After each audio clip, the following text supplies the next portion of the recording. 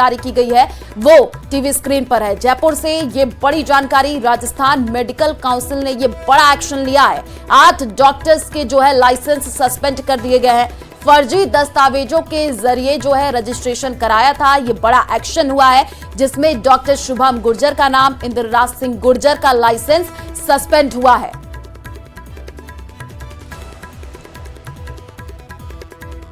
तो 8 डॉक्टर के licence suspend कर दिए गए हैं। ये बड़ी जानकारी जयपुर से आपको दे रहे हैं। आपको बता दें वो जो 8 डॉक्टर हैं उनके नाम भी आपको बता रहे हैं। डॉक्टर सतेंद्र अभिषेक कुमार शेख आरिफ का लाइसेंस सस्पेंड हुआ है।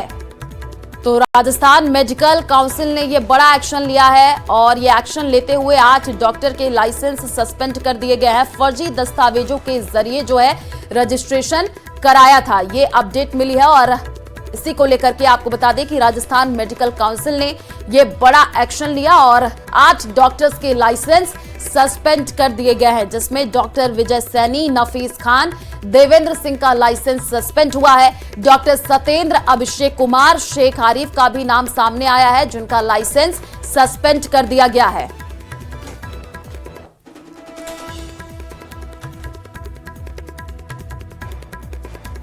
तो 8 डॉक्टर्स के लाइसेंस सस्पेंड कर दिए गए हैं। इस वक्त की ये बड़ी जानकारी आपको दे रहा है। राजस्थान मेडिकल काउंसिल ने ये बड़ा एक्शन लिया है। फर्जी दस्तावेजों के जरिए जो है रजिस्ट्रेशन कराया था और उसी को लेकर के ये बड़ा एक्शन, जिसमें डॉक्टर शुभम गुर्जर, इंद्रराज सिंह गुर्जर का लाइसेंस सस्पेंड हुआ है। तो सतेंद्र अभिषेक कुमार शेख आरिफ का जो लाइसेंस है वो सस्पेंड कर दिया गया है। ये बड़ी जानकारी आपको जयपुर से दे रहे हैं वो 8 डॉक्टर्स, जिनके नाम भी हम आपको टीवी स्क्रीन पर दिखा रहे हैं। ये 8 सूची जो जारी की गई है, इन डॉक्टर्स की सूची है जिनके लाइसेंस सस्पेंड किए गए हैं। तो ये बड़ी जानकारी आपको दे रहे हैं। फर्जी दस्तावेजों के जरिए जो है रजिस्ट्रेशन कराया था। राजस्थान मेडिकल काउंसिल ने ये बड़ा एक्शन लिया है, जिसमें 8 डॉक्टर्स के लाइसेंस सस्पेंड कर दिए गए हैं।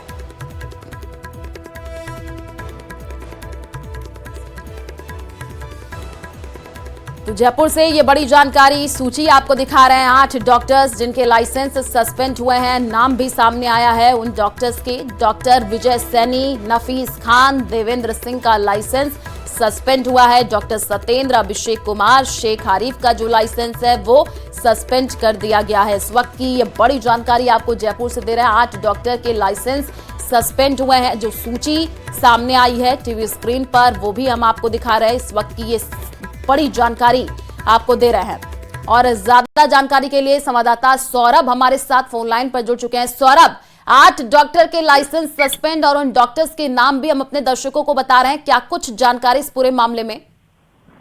देखिए, राजस्थान मेडिकल काउंसिल ने बड़ा एक्शन जो है वो लिया है और ये जो 8 डॉक्टर्स हैं, इनके जो जांच की गई इनके दस्तावेजों की, तो ये सामने आया कि दस्तावेज जो है वो फर्जी तरीके से, गलत तरीके से जो है वो पेश किए गए हैं, जिसके बाद ये बड़ा एक्शन जो है वो राजस्थान मेडिकल काउंसिल ने जो है वो लिया है। और माना जा रहा है कि अब जल्द ही इन डॉक्टर्स के खिलाफ जो है वो FIR भी दर्ज जो है वो की जाएगी राजस्थान मेडिकल काउंसिल की तरफ से। दरअसल राजस्थान में किसी भी डॉक्टर को प्रैक्टिस करने के लिए राजस्थान मेडिकल काउंसिल से रजिस्ट्रेशन जो है वो लेना होता है। उसके बाद ही वो यहाँ पर प्रैक्टिस या अन्य सेवाएं जो है वो दे सकता है। ऐसे में जब दूसरे राज्यों से कहीं ऐसे फर्जी तरीके से भी सर्टिफिकेट बनाकर यहाँ पर आते हैं और गलत प्रैक्टिस जो है करते हैं, तो उस पर ये बड़ा एक्शन जो है वो लिया गया है। तमाम दस्तावेजों की जांच अन्य डॉक्टर्स की भी जो है वो चल रही है, लेकिन इनके जो दस्तावेज सामने आए हैं उसके बाद ये सामने आया कि ये दस्तावेज जो है वो गलत तरीके से और फर्जी तरीके से इन्होंने बनाए थे, जिसके बाद ये बड़ा एक्शन जो है वो राजस्थान मेडिकल काउंसिल ने लिया है। जी बिल्कुल सौरभ, क्या अभी डॉक्टर्स की तरफ से कोई बयान सामने आया है? इन्होंने कुछ कहा है? देखिए, अभी ऐसा कोई बयान जो है वो सामने नहीं आया, लेकिन मेडिकल काउंसिल में इन्होंने गलत दस्तावेज जो है वो पेश किए थे। इसके बाद अब कुछ भी बचता नहीं है इनको बोलने का, लेकिन अब मेडिकल काउंसिल और इन पर सख्त और एक्शन लेगा और इनके खिलाफ FIR जो है वो पुलिस में दर्ज की जाएगी। सौरभ, जब इनके तरफ से दस्तावेज सबमिट किए गए थे तो क्या उस वक्त चेकिंग नहीं हुई थी? उस वक्त कोई फर्जीवाड़ा सामने नहीं आया था? जी बिल्कुल, उस वक्त जो है वो ऐसा तथ्य जो है वो, क्योंकि क्या होता है कि तमाम डॉक्टर जो है वो अपने दस्तावेज जो है वो पेश करते हैं और क्योंकि अलग अलग राज्यों से ठीक है, आप नजर बना करके रखिए। शुक्रिया तमाम जानकारी साझा करने के लिए। और चलिए रुक करते हैं अगली खबर की ओर। टोंक उपचुनाव से जुड़ी बड़ी खबर सामने आ रही है। कांग्रेस सांसद हरीश मीणा का बागी प्रत्याशी पर प्रहार। मैं 13 तारीख का इंतजार नहीं करता, हरीश मीणा की तरफ से ये कहा गया। ये भाड़े के लोग 10 को ही चले जाएंगे, हरीश मीणा ने ये कहा है। और हमको उठाई गिरोह से सर्टिफिकेट नहीं चाहिए। जो आदमी किसी पार्टी का नहीं वो टिकट मांगता है। 6 महीने पहले इसने छबड़ा में करण सिंह को हराया और धारीवाल जी, मुरारी लाल जी और प्रमोद जैन भाया को गाली देता है। तो ये बड़ी जानकारी, क्या कुछ कहा उन्होंने, सुनिए। मैं 13 तारीख का इंतजार ही नहीं कर रहा। ये भाड़े के लोग आए ना बाहर से, भाड़े के, ये 10 को ही चले जाएंगे। मैं गलत बात नहीं बोलता हूं, पर मेरा फर्ज बनता है, क्योंकि आपने मुझे 3 बार जिताया यहाँ से, तो मेरा फर्ज बनता है आपको मेरे अनुभव बताऊं और इनके कारनामे बताऊं। जो आदमी किसी पार्टी का नहीं, पार्टी का टिकट मांगता है। 6 महीने पहले करण सिंह जी को छबड़ा में हराया था, कभी मुरारी लाल जी को गाली देता है दौसा में, कभी प्रमोद जैन भाया को देता है, कभी धारीवाल जी को देता है कौन है जिसका खुद का पता नहीं। मैं किसी की व्यक्तिगत चीजें नहीं कहना चाहता हूं, पर इज्जत से कौन रखता है जो इज्जत वाला होता है, जिसके संस्कार होते हैं, जिसकी पृष्ठभूमि होती है, जिसकी शिक्षा होती है, जिसकी दीक्षा होती है। हमको सर्टिफिकेट उठाई गिरोह से नहीं चाहिए, चोरों से उठाई गिरोह से ईमानदारी का सर्टिफिकेट नहीं चाहिए। कांग्रेस पार्टी हमें सर्टिफिकेट चाहिए जनता से, यहाँ के गरीब लोगों से। और मुझे पूरा भरोसा है आप सब लोग आदरणीय केसी मीणा जी को आशीर्वाद देंगे। क्या कुछ कह रहे की जरूरत है, वहां निसंकोच लगाना चाहिए। और जहां यूएपीए लगाए वहां आपकी सुपरवाइजरी अथॉरिटी की जिम्मेदारी है कि इसकी जांच एनआईए के तर्ज पर ही हो। इसलिए मेरा आग्रह था, और अभी अभी एक एसओपी, इसकी पूरी एक बहुत अच्छा बुकलेट मैंने डिटेल में देखा भी है। सदानंद जी मुझे 20-25 दिन पहले देकर गए थे। एक बहुत अच्छी एसओपी की बुकलेट यहां से जारी की है। तो मैं मानता हूं कि इसका उपयोग करना हर राज्य पुलिस ने अपनी कार्य संस्कृति में डालना चाहिए। मित्रों, टेक्निक का उपयोग जब तक हम हमारी पूरी फोर्स को तकनीक के उपयोग से ट्रेन नहीं करेंगे, इसके खिलाफ हम नहीं लड़ सकते। अब आतंकवाद का सामना जो हमें करना है वो समझकर चलिए।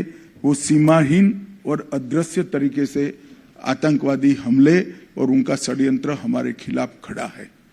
अगर इसका हमें सटीक सामना करना है तो उच्चतम टेक्नोलॉजी से हमारे युवा अफसरों को लैस करना पड़ेगा, उनकी ट्रेनिंग करनी पड़ेगी। और उसको भी हमने आने वाले दिनों में ट्रेनिंग का एक अहम हिस्सा बनाना चाहिए। कई सारे राज्यों ने बनाया है, मगर जिस स्तर की ट्रेनिंग चाहिए उस स्तर की ट्रेनिंग नहीं है। कम से कम डीवाईएसपी को तो 100% तकनीक से लैस कर ही फोर्स के अंदर इंक्लूड करना चाहिए।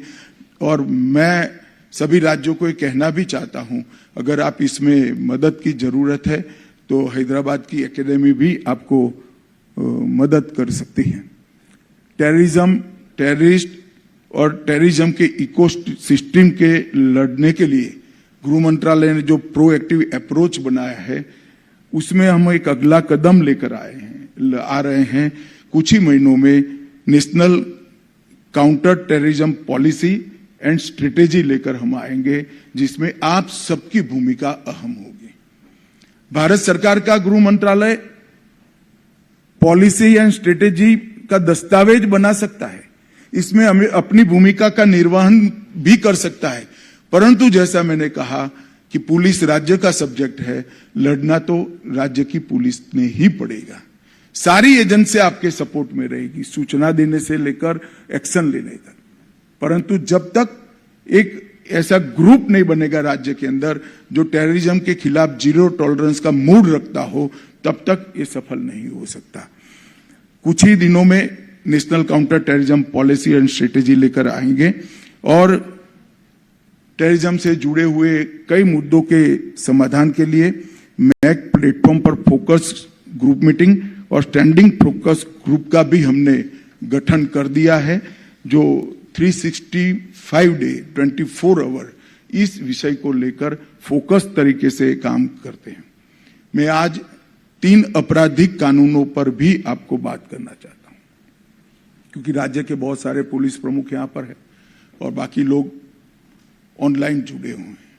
ये 3 आपराधिक कानून जो हम नए लेकर आए हैं, वो हमारी आपराधिक न्यायिक प्रणालिका के अंदर आमूलचूर परिवर्तन के लिए, और हम हमारी आपराधिक न्यायिक प्रणाली का उद्देश्य में ही बदलाव करें। अंग्रेजों ने जो कानून बनाए थे, इनके राज्य की रक्षा के लिए थे, सरकारी तंत्र की रक्षा के लिए थे, सरकारी अफसरों की रक्षा के लिए थे। हम जो कानून लेकर आए हैं, वो कानून नागरिक के अधिकारों की रक्षा। और चलिए रुक करते अगली खबर की ओर। अजमेर से बड़ी खबर सामने आ रही है। निर्माणाधीन अवैध इमारतों पर सीजिंग की कार्रवाई हुई है। आपको बता दें कि गंज इलाके की 5 मंजिला इमारत को जो है सीज किया गया है।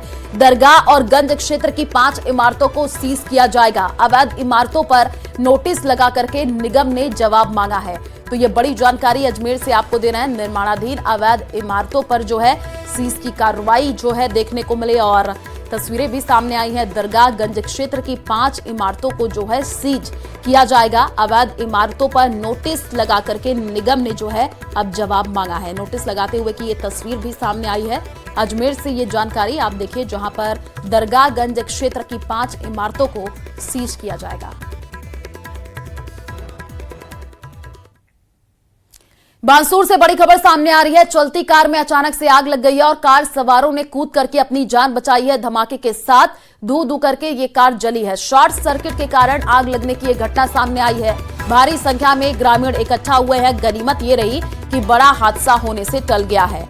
तो बांसुर से आपको ये बड़ी जानकारी दे रहे हैं, जहां पर सड़क पर कार जल करके पूरी तरीके से राख हो गई है। धमाके के साथ धू धू करके ये कार जली है। शॉर्ट सर्किट के कारण आग लगने की घटना सामने आई है। तस्वीरें भी टीवी स्क्रीन पर है। भारी संख्या में ग्रामीण यहां पर इकट्ठा हुए हैं।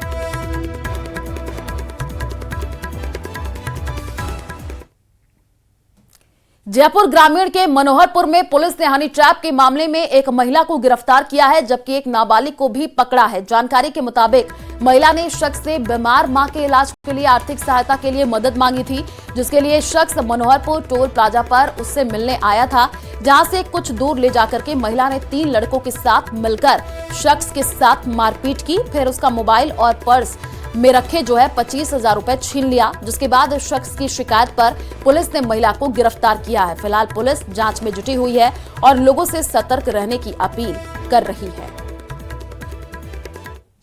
थाना मनोहरपुर में एक हनी ट्रैप का प्रकरण दर्ज हुआ, जिसमें एक व्यक्ति जो तेलंगाना में रहता है, उसने एक महिला से फोन पर बात की और उसके बाद वो यहाँ तक आ गया और उसके बाद वो महिला उससे मिली और फिर उसके बाद उसके साथ मारपीट करी। कुछ लोगों ने उसके पैसे और जो भी उसके पास सामान था वो ले लिया और बाद में भी उसको ब्लैकमेल करने की धमकी दी। तो पुलिस ने इसमें मुकदमा दर्ज करते हुए जो आरोपी हैं उन्हें गिरफ्तार किया है। अन्य भी अगर कोई आरोपियों की इसमें लिप्तता पाई जाएगी तो उन्हें शीघ्र गिरफ्तार किया जाएगा। और चलिए फिलहाल इस बुलेटिन में इतना ही। आगे आपको दिखाएंगे देश दुनिया की तमाम बड़ी खबरें। नमस्कार।